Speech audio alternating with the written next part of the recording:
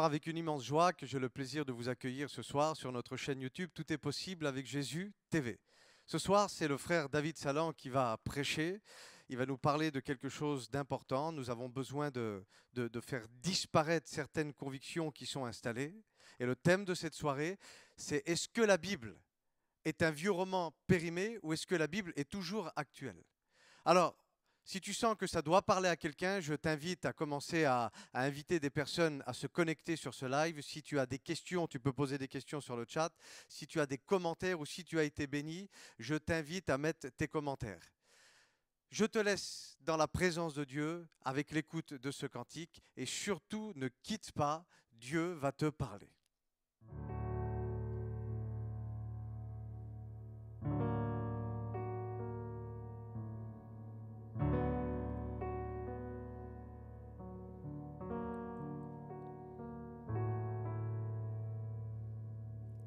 Quand la mer sera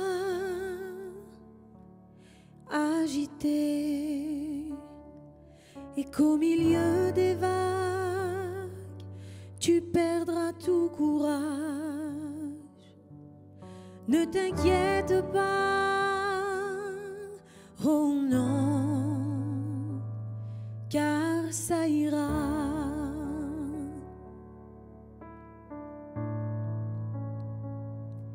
Et même quand le ciel n'aura plus son bel éclat et que toute la joie s'en ira loin de toi, ne t'inquiète pas, oh non, car ça ira.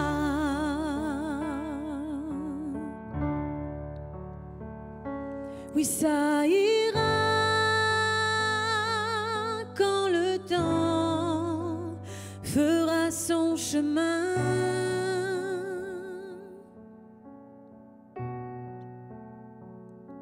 Oui, ça ira par la foi qui nous portera.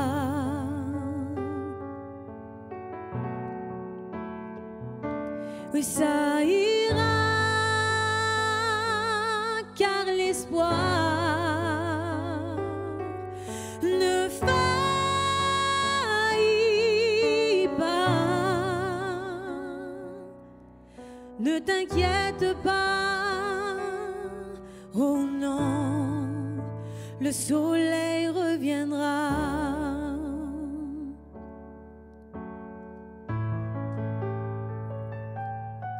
Il t'arrivera de perdre tes repères,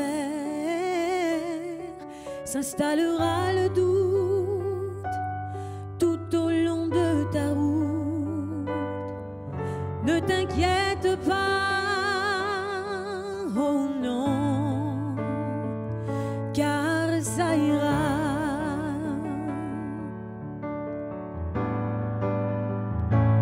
Oui, celui qui tient la voûte connaît bien la route. Même dans nos pires déboires, il nous donne la force d'y croire. Ne t'affole pas, oh non, car ça ira.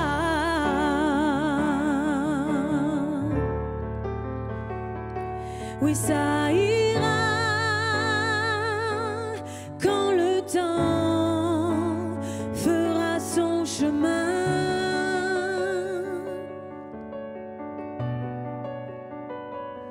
Ça ira par la foi qui nous portera.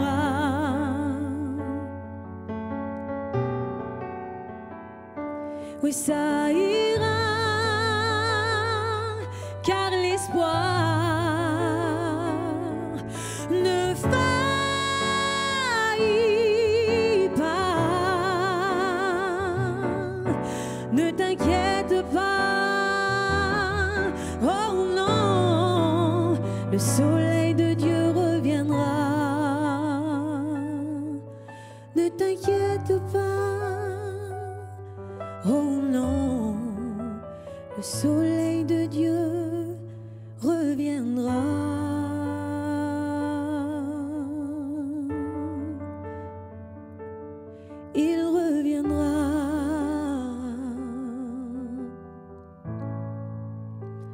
soleil reviendra.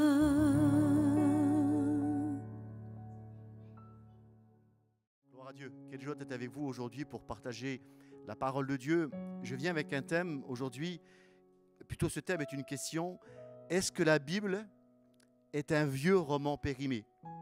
Ce sont à peu près les mots qui vont illustrer les paroles de ce grand philosophe français qui s'appelait Voltaire, qui un jour a dit « Après moi, il n'y aura plus une seule Bible, excepté celle qui sera recherchée par un antiquaire. » Alors, l'ironie a voulu que la maison de ce grand philosophe fut, après sa mort, la maison qui serve d'édition de la Bible. Voyez-vous, depuis des années, voire des siècles, des hommes, des femmes, des géants ont voulu s'opposer à la parole de Dieu. Ces géants, on pourrait les appeler le bon sens, le raisonnement ou simplement la logique. J'aimerais vous dire ceci. La Bible dit ceci dans le livre des Psaumes, au chapitre 119, verset 160. Le fondement de la parole de Dieu est la vérité. La parole de Dieu est la vérité parce qu'elle est celle qui fait connaître au monde le caractère même de Dieu, l'intention même de Dieu. On peut se poser la question, pourquoi, à travers tous ces siècles, tous ces hommes, ces grands personnages ont voulu tenter de faire que la Bible ne soit pas vraie? Pourquoi combattre ce problème? En fait, le vrai problème, c'est que la Bible est une réalité. Et cette réalité ramène tous les hommes face à une vérité. Et cette vérité, c'est à la fois Dieu et l'éternité. Et voyez-vous, ce désir de s'émanciper a toujours traversé la pensée de l'homme, depuis même le début de la création. Vouloir s'émanciper du regard de Dieu. Quand nous lisons les textes bibliques, nous apercevons que chaque fois l'homme a voulu croire, penser qu'il pouvait vivre sans Dieu et certainement pas sans sa parole. Tout d'abord, j'aimerais vous dire que la Bible a été combattue. Le texte, l'origine du texte a été combattue. Un vieux livre, oui effectivement, très vieux d'ailleurs. Les premiers textes bibliques furent écrits il y a 3600 ans en arrière. Et la rédaction de la Bible fut terminée dans son intégralité au bout de 1600 ans d'écriture. Alors je sais, ça fait beaucoup. Mais voyez-vous, parmi tous ceux qui ont contribué à l'édition de la Bible, parmi eux, il y avait des bergers, des rois, des prophètes, des scribes, même des collecteurs d'impôts. Toutes sortes de personnages différents qui ont vécu à des époques différentes, mais avec une vision commune, un appel commun, l'action du Saint-Esprit sur leur vie, où Dieu parlait à travers l'Écriture, s'adressant à tous les hommes.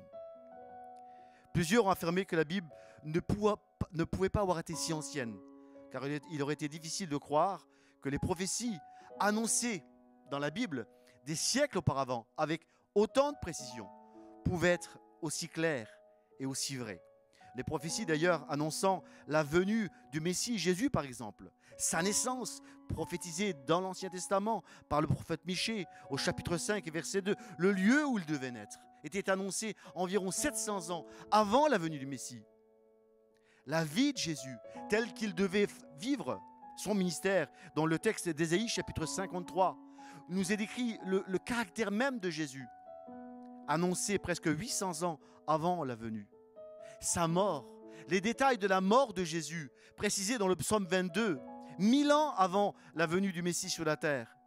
Alors les hommes, face à ces détails qui étaient troublants, ont voulu démontrer, ont voulu expliquer que la Bible n'était pas vraie. Et on l'a combattu.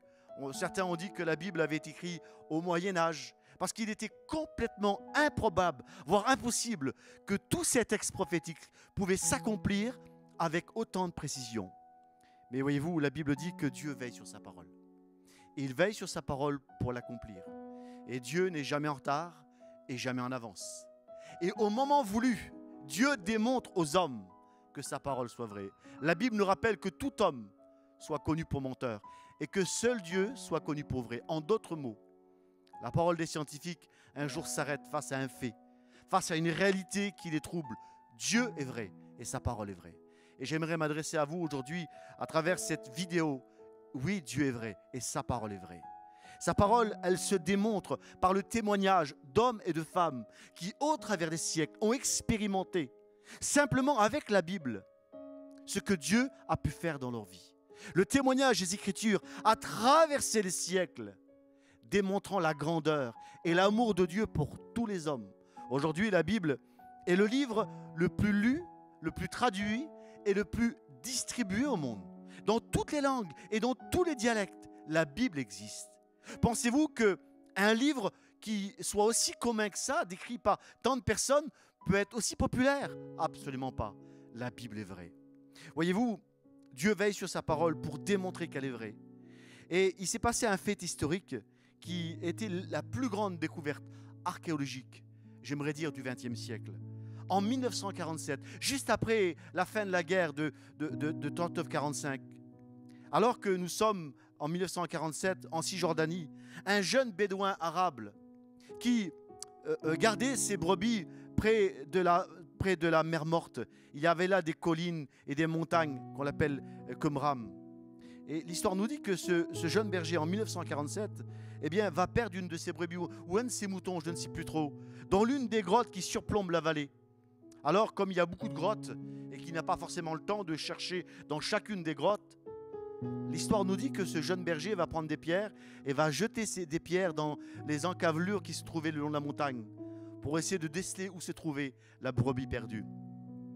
Et à un moment donné, l'une des pierres va se heurter contre quelque chose. Un bruit va se faire résonner dans une grotte et ce bruit était le bruit d'une jarre, d'un pot en terre qui se brisait. Attiré par la curiosité, ce berger va rentrer dans cette grotte et va découvrir dans cet endroit une multitude de jarres en terre cuite. Et à l'intérieur de ces jarres, des parchemins très bien conservés, ne sachant pas forcément ce que c'était. Il va prendre ces parchemins, va les amener à un marché. Et le hasard, surtout la direction divine, va permettre que sur ce marché, des hommes, des scientifiques vont découvrir que ces parchemins avaient une valeur tellement extraordinaire qu'ils vont demander au jeune berger où se trouvait l'endroit. Il va leur expliquer. Et là, l'histoire nous dit que des scientifiques vont faire des recherches dans cette vallée de Qumran et dans ces grottes et vont découvrir des centaines de manuscrits, des copies de manuscrits de la Bible de l'Ancien Testament, dont le plus ancien date de 300 ans avant la venue du Messie. À cette époque-là, des hommes, des Juifs, qui étaient amoureux de la parole, avaient pris soin de copier les textes bibliques et les avaient mis soigneusement dans ces grottes. Ils ont veillé sur la parole de Dieu. Et plus de 2000 ans plus tard, Dieu permet que cette découverte éclate au grand jour, démontrant au monde scientifique et à tous les détracteurs de la parole de Dieu que la Bible était authentique. Et les hommes fermant la bouche devant cette réalité, car les textes qui étaient devant eux étaient semblables aux textes qui sont aujourd'hui devant nous. Oui, la Bible est authentique. Et ce sont ces textes que vous pouvez retrouver aujourd'hui à Jérusalem. Et que ces textes sont encore très observés, parce qu'ils sont vraiment d'une précision importante. Il y a la fiabilité des Écritures, et principalement du Nouveau Testament, est également indiscutable. Voyez-vous, il y a davantage aujourd'hui, dans le monde, une plus grande quantité de manuscrits du Nouveau Testament qu'aucun autre livre de l'Antiquité. Par exemple, aujourd'hui, il existe plus de 24 000 copies, manuscrits du Nouveau Testament en grec, en latin et en d'autres langues, dont la rédaction, pour la plupart, date du 1er siècle de notre ère. En d'autres mots, les plus anciens manuscrits du Nouveau Testament datent de quelques dizaines d'années, à peine après la rédaction des originales. En comparaison, aujourd'hui, au XXIe siècle, nous retrouvons très peu de copies des grandes œuvres littéraires, des œuvres grecques telles que Homère qui a vécu 900 ans avant Jésus-Christ.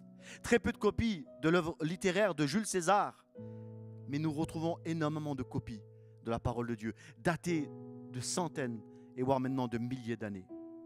Maintenant que nous avons vu la véracité et l'authenticité du texte biblique, eh bien, nous allons essayer de nous intéresser à son contenu, vous voulez bien?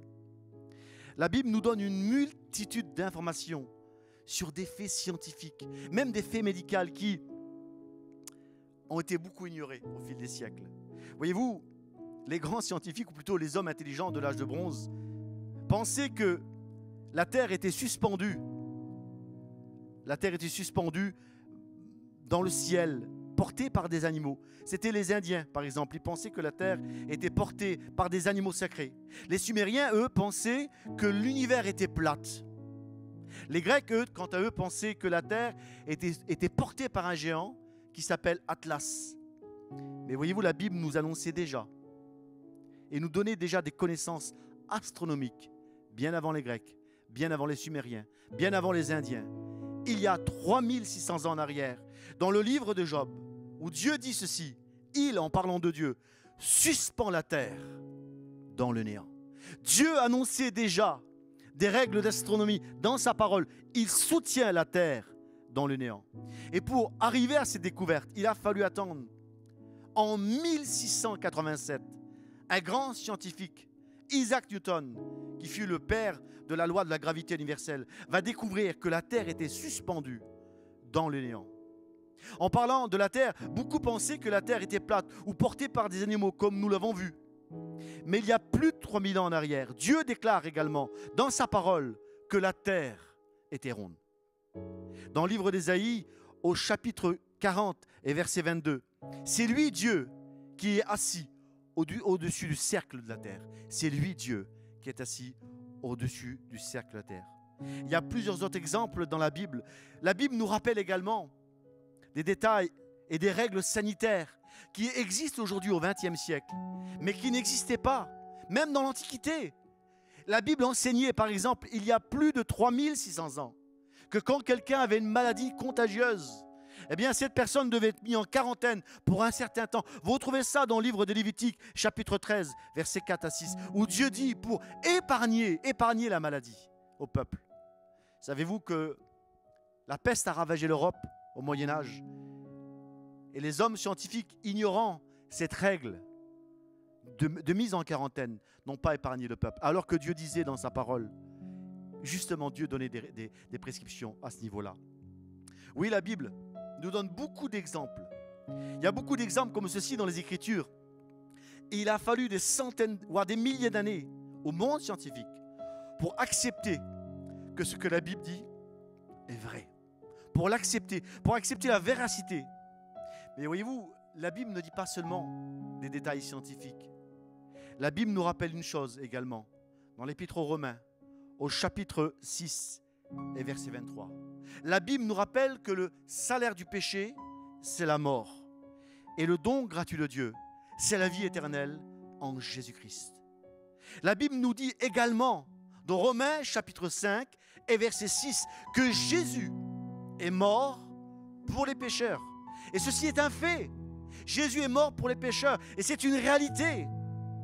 Il a fallu bon nombre d'années pour que le monde admette que des réalités scientifiques se trouvaient dans la Bible.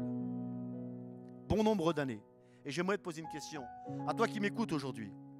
Il va te falloir encore combien de temps pour comprendre et réaliser que tu as besoin de Dieu?